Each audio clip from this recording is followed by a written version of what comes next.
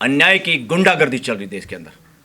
न्याय का मतलब है समाज को जोड़ना, और इस देश की जुडिशरी और इस देश की सत्ताएं, जिनको सत्ताएं कह रहे हैं, कभी हार्ड वर्णवादी रही हैं, कभी सॉफ्ट वर्णवादी रही हैं, मनुवादी लोग सरकारों में रहे हैं। मीडिया पे मनुवाद का कब्जा है, और ज़्यादातर हाई कोर्ट और सुप्रीम कोर्ट के अंदर भी ज़्यादातर जजों की मानसिकता या ज़्यादातर जज वर्णवादी मनुवादी मानसिकता से ग्रस्त है। इस बात को मैं सुप्रीम कोर्ट के अंदर से बोलता हूँ। विश्व गुरु घंटा बजाने से नहीं होता कोई विश्व गुरु, या हनुमान का पतंग उड़ाने से कोई विश्व गुरु नहीं होता। That is nonsense on the part of prime minister of this country. जितनी भी कथा कहानी है टोटली बकवास हैं, वास्तविकता विरोधी हैं। आस्तिकता के नाम पे देश और दुनिया को मूर्ख बनाने वालों को नंबर आ गया। इस पर इंडिया में भी कानून बनाने की जरूरत है। जो मूर्ख बनाए उसको सुधार गृह में ठोको, वरना ये देश आगे नहीं बढ़ पाएगा। इस देश के अंदर पूरी दुनिया से गहरी बीमारी है, और वो पूरा का पूरा हमारा समाज उस कैंसर से ग्रस्त है। उस बीमारी का नाम है वर्णवादी मानसिकता, वर्णवाद। और जिसको हम दूसरे सरल भाषा में कहें, जिसमें कोई शर्माने की और हेजिटेशन की बात नहीं, ये सर्वविदित है, वो है ब्राह्मणवाद। क्यों ब्राह्मणवाद? क्योंकि इस बीमारी का मौज लेने का जो ठेका जिसने लिया है, या जिसको इससे मौज मिलती है, जो इस शोषण पे आधारित होकर जिसका घर बार फूल रहा है, जिंदगी नहीं फल फूल रही उसकी, सिर्फ उसका जुगाड़ उसका कि मैं ही बड़ा हूँ, वो मानसिकता, वो दूषित मानसिकता, वो आज घर घर में घर कर गई है। आज हमारे अपने घर में भी एक आदमी उस मानसिकता से ग्रस्त है तो पूरा घर में लठ बजता है, जो ये सोचता मैं ही चौधरी हूँ घर का। और ये मानसिकता पूरे समाज में, इस देश में और हमारे पड़ोसी देशों में भी वो फैली। और अब ये लोग इतने पैसे में, ताकत में अंधे हो चुके हैं, पूरी धरती के विभिन्न देशों में जाके जड़ें फैला रहे हैं आरएसएस के जरिए। फ्री एंड फेयर इलेक्शन पे जो आप मुद्दा रखा आपने, फ्री एंड फेयर इलेक्शन तो जब होगा जब सबसे पहले मैं ये समझता हूं कि मैं ऐसा ही हूं जैसे 140 करोड़ है। न केवल 140 करोड़ है, 800 करोड़ इस धरती पे जो लोग रहते हैं वो मेरे जैसे हैं। और जब मैं समानता की बात सोच लेता हूं, मुझे समझ में आ जाती है, खाली पढ़ने से नहीं, अनुभव करने से। जब ये समझ में आती तो मेरा हर काम उस पूरे परिवार के भले के लिए होता है। 140 करोड़ के लिए और 800 करोड़ के लिए मेरा जो भी काम होता, तब मैं फ्री होता हूं, तब मैं फ्री एंड फेयर इलेक्शन की बात कर सकता हूं, उससे पहले नहीं। यहाँ कुछ लोग कहते हैं, बाहर भी बहुत सारे लोग कहते हैं कि भाई अब सत्ता बहुजनों के पास होनी चाहिए। भाई किसने रोका है? आज तक किसने रोका है? सत्ता का मानवता से कोई मतलब नहीं है। सत्ता को जूते मार के तो संविधान आया है। राजशाही, तानाशाही, ये क्या है? ये सत्ता है। सत्ता मानवता नहीं है। सत्ता को तो जड़ से मिटाना होगा, पूरी मानव जाति को, पूरी धरती पे। वो सत्ता ही है जो किसी अमेरिकन राष्ट्रपति को अपने आप को चमकाने के लिए किसी राष्ट्रपति को रात को गिरफ्तार करके अपने देश में ले जाती है। वो सत्ता का नशा ही है कि कोई भी आदमी उसके खिलाफ बोलता है तो तुरंत इनकम टैक्स और ईडी उसके घर पहुंच जाती है। तो सत्ता गुंडागर्दी का नाम है। सत्ता लोकतंत्र नहीं है। बहुमत का नाम लोकतंत्र नहीं है। बहुमत का नाम गुंडागर्दी है। जिसके पास 4 लठ, जिसकी लाठी उसी की भैंस, तो चलता आ रहा कोटेशन।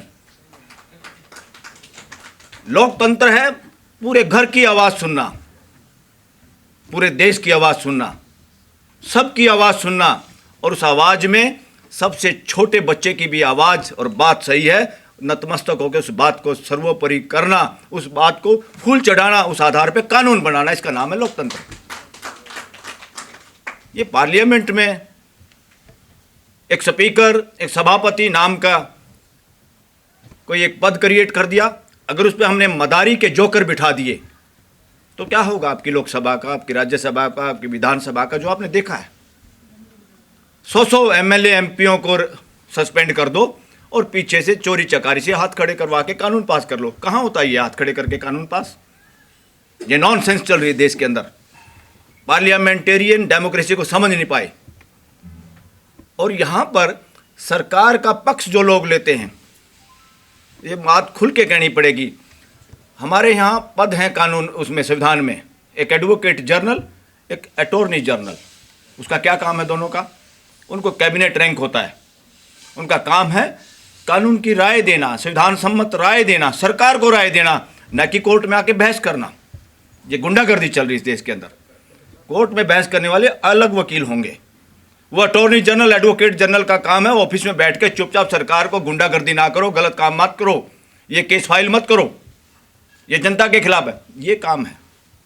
और ये लोग क्या कर रहे हैं? एडवोकेट जनरल और अटॉर्नी जनरल, इस देश में करोड़ों का बिल बनता है महीने में, ठगी ठोरी इस देश के पैसे को खाते हैं। और यहाँ के हम भी पार्टी की तरफ से कोई वकील किसी का एजेंट नहीं होता, ये कानून है। हम सिर्फ अपने एक मुवक्किल की बात रखते हैं और हमें कानून की दृष्टि से जज की आंखें खोलनी होती है। भाई देख सुन, कानून ये है, समझाने में उसकी मदद करते हैं दोनों पक्ष, ताकि जज एक अच्छा फैसला दे पाए, कानून सम्मत फैसला दे पाए। हो क्या रहा है? आप वीडियो रिकॉर्डिंग देखो, अब सरकारी वकीलों की, सुप्रीम कोर्ट की देखो। यहाँ सॉलिसिटर जनरल है मेहता, आता है गुजरात से। वो अपने आप को खुद ही प्राइम मिनिस्टर और गृह मंत्री सोचता है, वकील बाद में सोचता है। वो किसी के हेलो हाई नहीं लगता कर लेता, और सुप्रीम कोर्ट की वोटिंग करा लो, भारी भारी मतदान से उसको बहुत ही 2-4 वोट आएंगे कि वो एक अच्छा इंसान है। तो वकील अच्छा होने का मतलब ये नहीं आप टेढ़ी मेढ़ी बात करें। सबसे पहले हर चीज़ अच्छी होने के लिए अच्छा इंसान होना जरूरी है। और साथियों, न्यायाधीश, न्यायालय, उच्च सुप्रीम कोर्ट, हाई कोर्ट, फलाना कोर्ट, ढिकड़ा कोर्ट, चीफ जस्टिस, सब बेकार की बातें। अभी सुप्रीम कोर्ट को भी समझ में नहीं आया न्याय होता क्या है। क्यों नहीं समझ में आया? उनको संविधान समझने की जरूरत नहीं है, उनको सिर्फ प्रीएम्बल समझने की जरूरत है। या तो समझ में नहीं आया या समझना नहीं चाहते। प्रीएम्बल में क्लियर कट लिखा है 3 तरह का न्याय सबको मिलना है।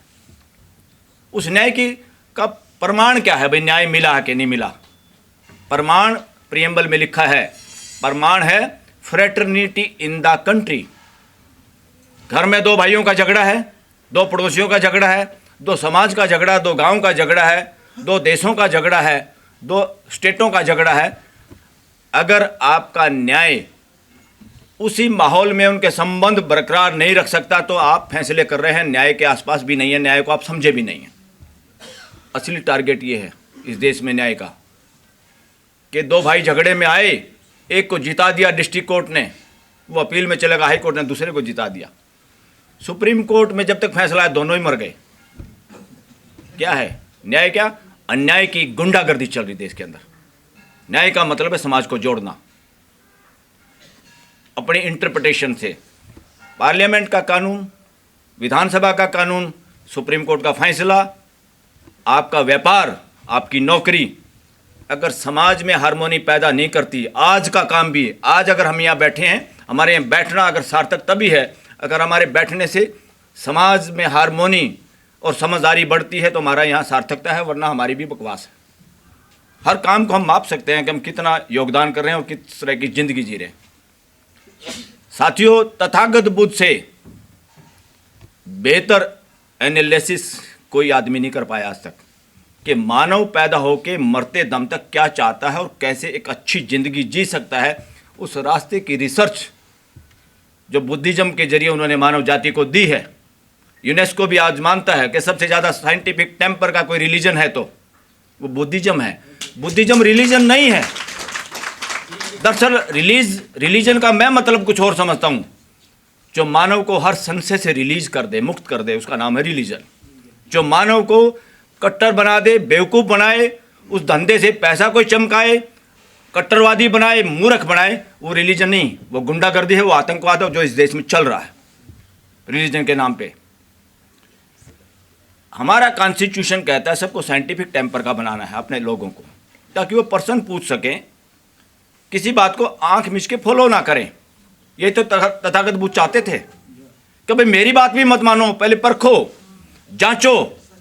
इसलिए आस्था और ये आस्तिकता और नास्तिकता दोनों बकवास शब्द है, इनका कोई मायने नहीं है, ड्रामेबाज शब्द है। ये पूरी मानव जाति को गुमराह करने वाले शब्द हैं। असली शब्द है वास्तविकता, और वास्तविकता का प्रहरी इस धरती पे कोई हुआ है जिसने खुल के, हो सकता और भी हो, वो सामने ना आए हो लाइमलाइट में, मगर वो नाम है तथागत बुद्ध।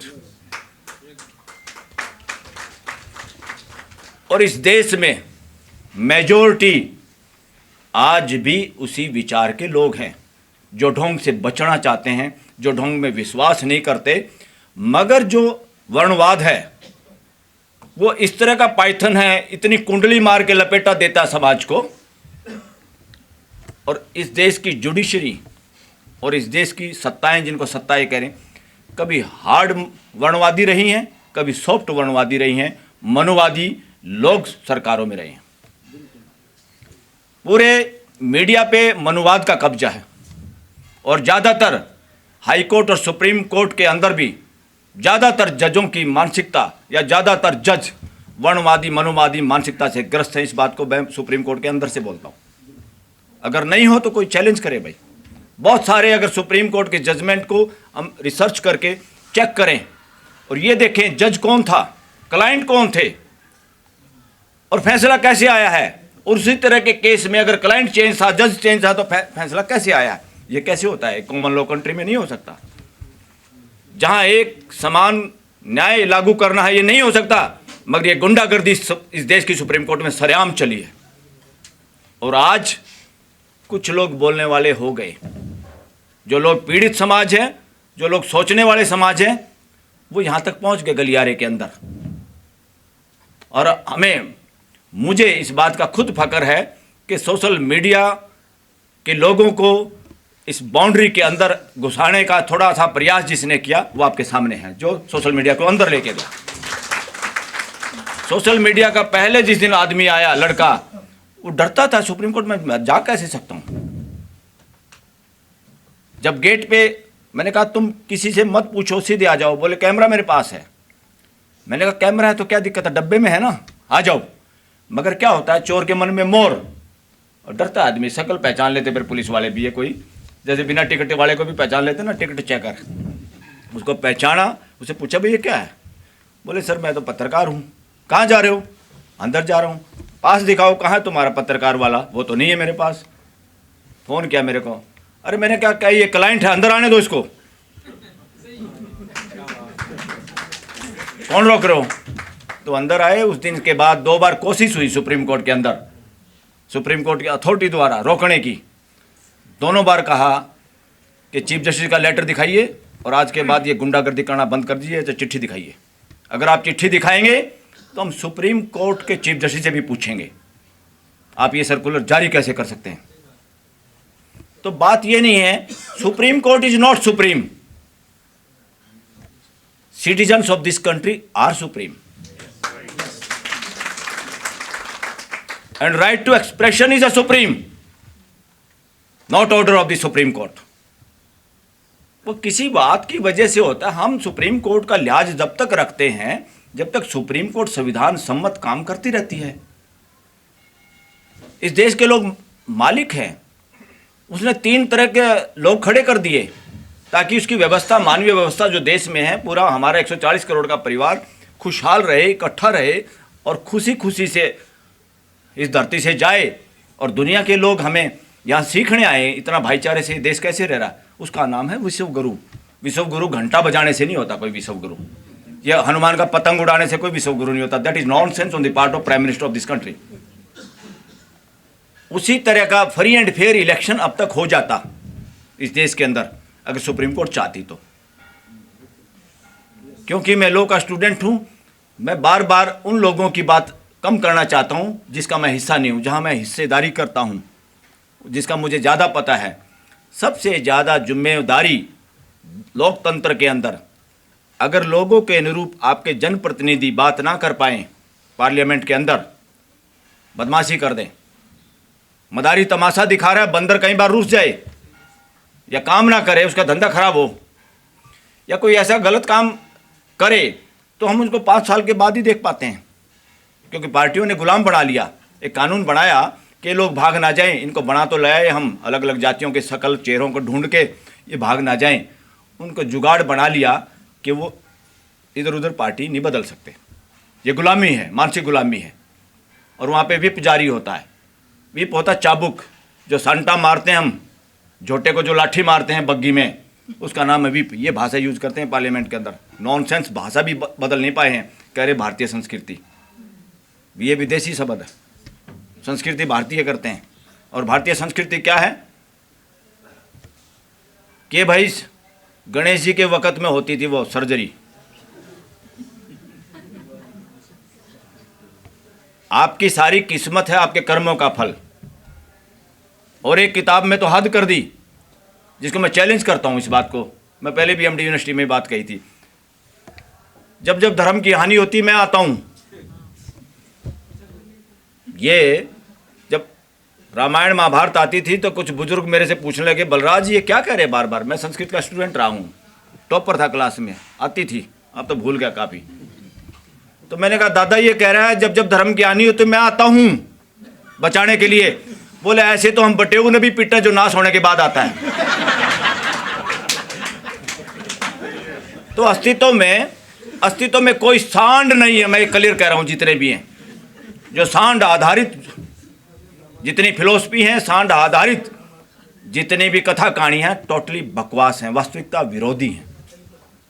आस्तिकता के नाम पे देश और दुनिया को मूर्ख बनाने वालों को नंबर आ गया। इस पर इंडिया में भी कानून बनाने की जरूरत है। जो मूर्ख बनाए उसको सुधार गृह में ठोको, वरना ये देश आगे नहीं बढ़ पाएगा। तो साथियों, फ्री एंड फेयर इसलिए जरूरी था क्योंकि एसआईआर जब हो रही थी, जब ईवीएम में पर्ची गिनने का जब केस चल रहा था, मैं उसको वॉच कर रहा था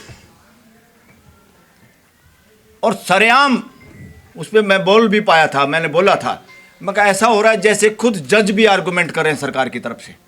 अगर उनकी भाषा देखें तो जो जो उन्होंने कमेंट किए, अगर वो वीडियो देखे पूरा देश, तो ये ब्लेम सच्चा है कि सुप्रीम कोर्ट के जज उस भाषा के आधार पर बाइस्ट नजर आए। मैं दोगली भाषा नहीं करना चाहता, बाइस्ट थे, मैं ये कह रहा हूं। तो अगर इस तरह की आपकी सुप्रीम कोर्ट इस तरह का काम करेगी तो किसके भरोसे आप, कौन कराएगा फ्री एंड फेयर इलेक्शन। तो फ्री एंड फेयर इलेक्शन कराने हैं तो जनता की अदालत लगानी पड़ेगी। जब संवैधानिक अदालतें फेल हो जाएं तो सबसे सुप्रीम अदालत है जनता की अदालत, और जनता की अदालत के सामने सारी अदालतें फीकी हैं।